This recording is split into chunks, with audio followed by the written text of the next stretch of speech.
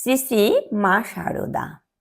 শ্রীমা কলকাতায় আগমনান্তর পক্ষকাল বলরাম গৃহে থাকিয়া কামারপুকুরে চলিলেন।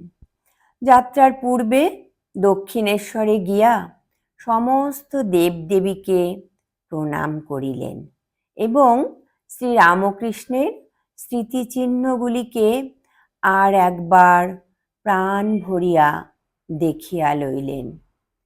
স্বামী যোগানন্দ, গোলাপ মা প্রভৃতি শ্রীমাকে কামারপুকুর পর্যন্ত পৌঁছাইয়া দিবার জন্য সঙ্গে যাইলেন।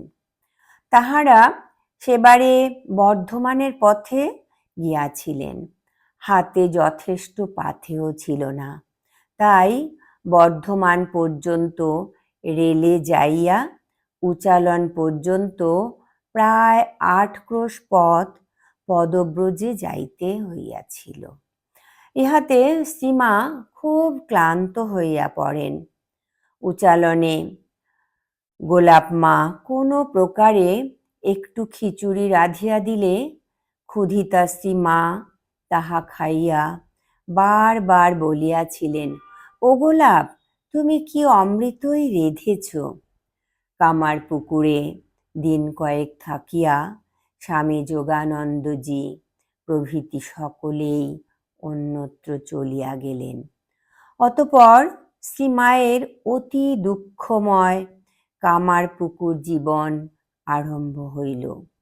ইহার অধিকাংশ সময়েই তিনি একাকীই ছিলেন।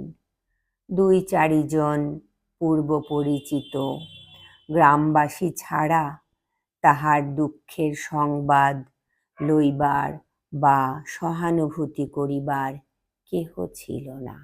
জয় ঠাকুর, জয় মা, প্রণাম মাগো।